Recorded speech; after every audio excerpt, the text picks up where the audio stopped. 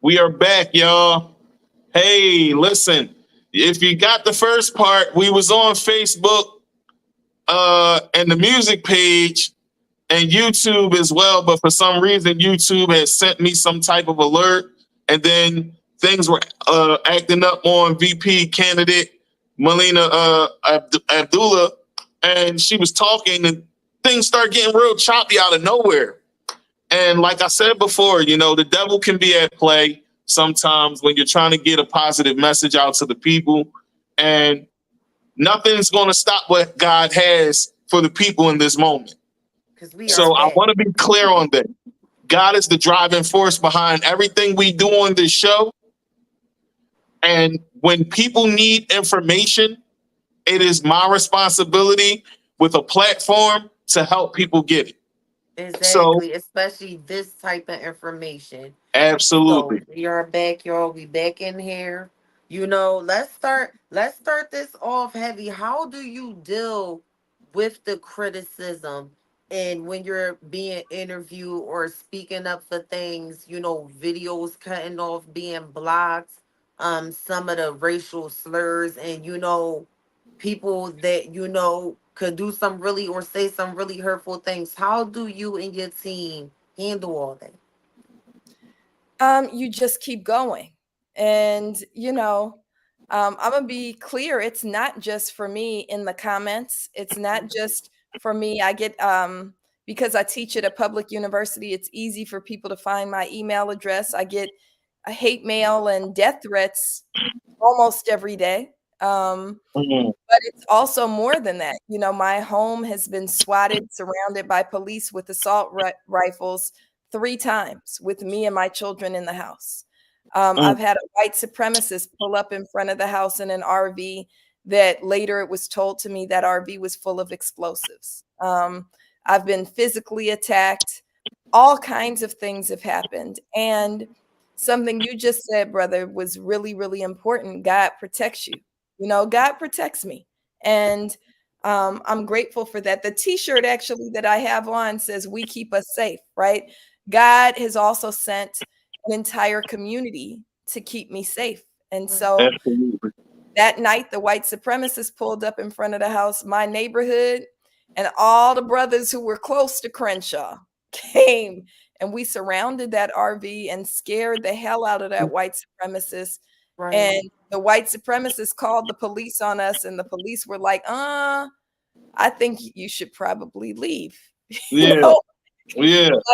we can't, and that's that. I Right. feel divinely called to this work and divinely protected in doing the work that God calls me to. Amen. And, Amen. and can we just say in this moment of her saying that is really important that we stick together? Because I do want to say that in the Black community, we're the only community that could even know things that's going on. Know that people are being hurt and stuff sometimes and not stand behind it or push it. This is the time to share the presidency that her and Dr. Cornell are running with. Like, really hit those share buttons on the things, the information that they're sharing on their platforms, because all of these things are not just for us, they are for our to break these generational curses and all of these things that's being done to all people of color. That's right. That's right. All right. So my next question to you is, you know, with those obstacles, like Jamie just said, with the supremacists out here, and all of these Republican people that just want to diminish our people to the fullest of extent, right? What is your plan to fight the supremacy as a vice president with Dr. Cornel West as the president? How do you guys address that? What is your plan for that? Sure. So one of my mentors, I hope you all know Dr. Julianne Malveaux, who's our greatest economist on the planet, right? Dr. Julianne Malveaux encourages us to not even call it, and I'm trying to implement what she's teaching me. Let's not even call it white supremacy because they are not supreme. They're delusional. So she Exactly. calls it white delusionalism, right? That we have to remember that white supremacy, racism, as it exists in this society, which is only at the hands of white people, right? Because they do have the power to oppress, right? It's also something that can be overcome, right?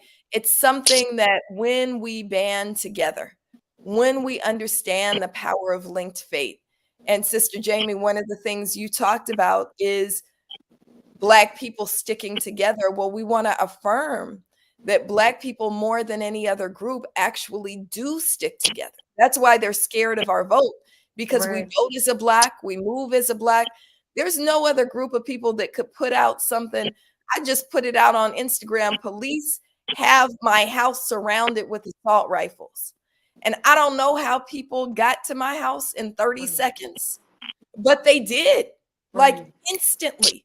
There's no other group of people who could do It's that. a shame that it's Right. so many people out there that have such hate and malice in their hearts that they want to harm somebody that want to do good.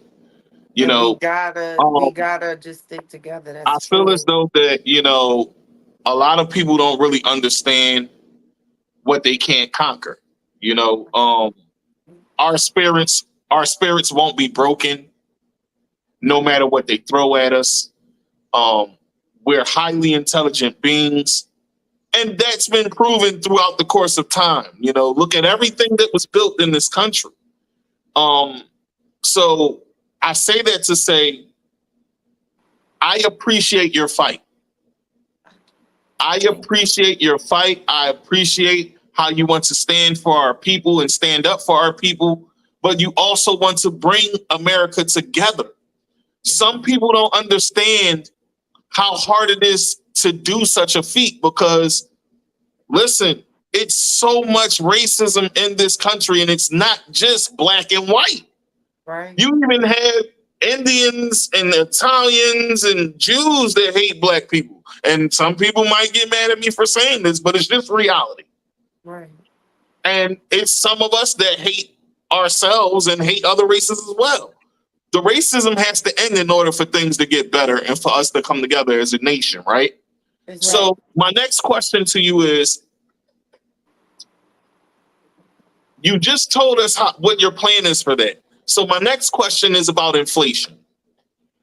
With Right. the dollar being so messed up right now, how do you guys plan to tackle this inflation plan?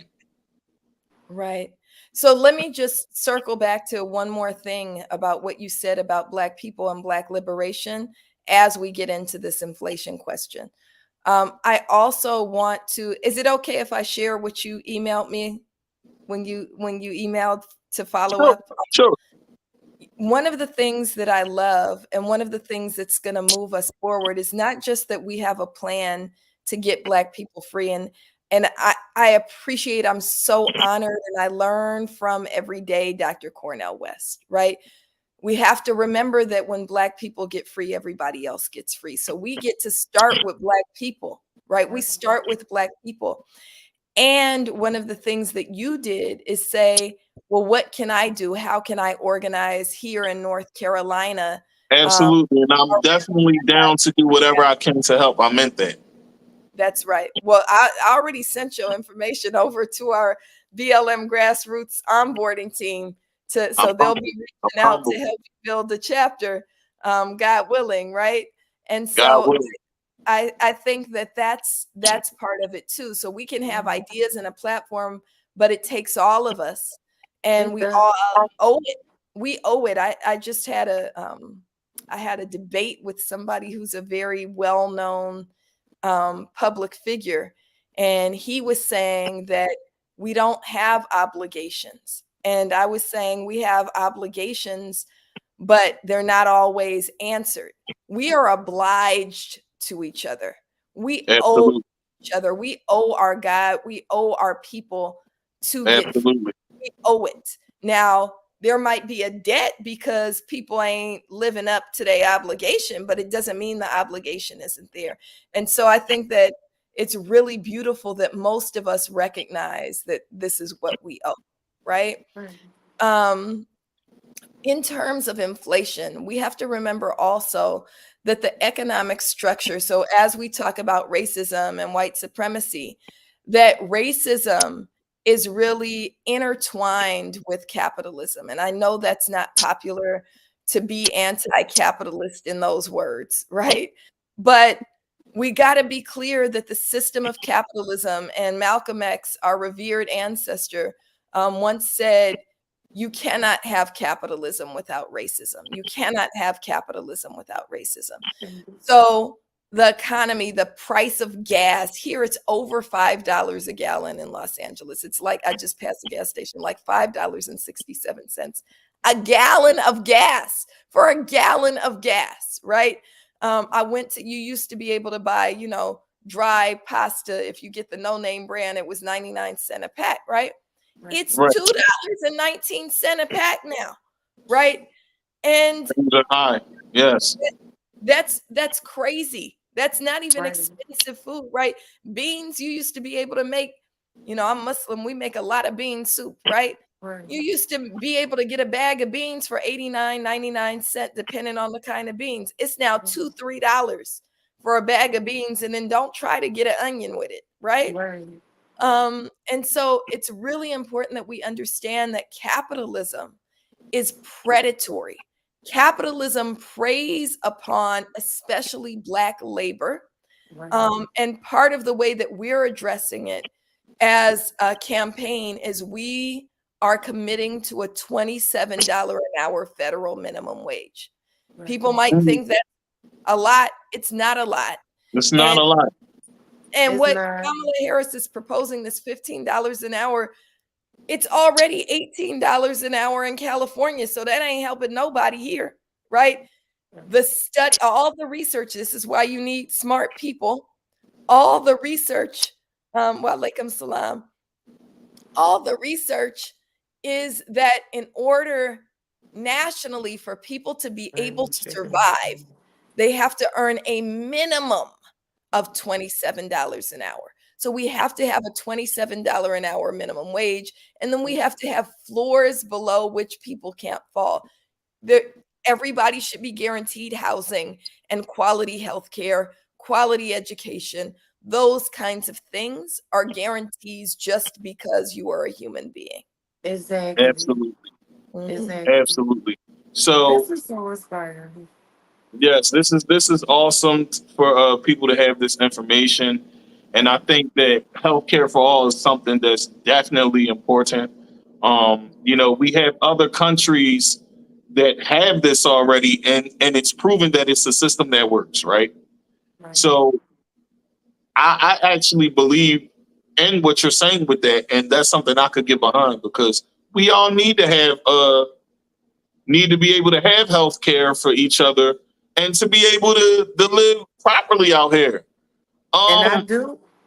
Oh, I want to chime in real quick, right? Just to say, this is I'm hip out here hop. in Says shout out to Philadelphia. Jamie the Fox. What's up? This is hip hop. Man, listen, I'm just so humbled to be here with y'all this evening. And I just want to say, I'm in Philadelphia and I'll also be in Delaware, and I'll be more than happy to push along your message. We all are a family, okay? I'm so happy to meet you, and just anything I can do. I'm not scared. For years, I've been, trying to just in my artistry tell people about ways to protect themselves and just all types of things that I could do, even if it wasn't money, if I could just give something my time or, go to the kids' school, anything like that. I so down with this cause, and I'm so happy that you are not scared, because most people are scared to do what you're doing. They scared to speak, and definitely wouldn't have enough confidence to run for vice president. So I'm wishing you well, and I'm just praying for you. I am. Thank you, sis. The Okay, prayers. so before we get off and we before we get off and finish it, I'm sorry, continue. It's all I cut good. you No, off. I'm we sorry. got it. We got it. Yeah. Um, before we get off, I have two more questions. Um, one, tell the people why they should vote for Dr. Cornell West and Melina Abdullah. That's Because my we should. first question.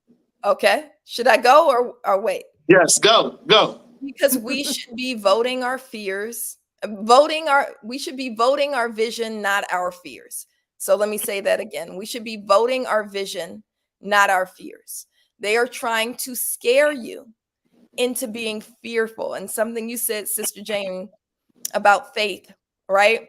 Fear and faith can't occupy the same space, That's right? right. So we have to be faithful and know that when we vote our vision, that means what we can have and what we can build. Don't be fearful of Project 2025. They've been working on that for 30 years. You weren't Right. fearful 6 months ago when you didn't know about it, right? They're Bad. gonna try to bring it in no matter who's in the White House. And so we Absolutely. have to vote our vision and move according to our vision, rather than be paralyzed by fear. And we want people to vote for us. They should vote for us because we have a vision that Right. lifts up all of us.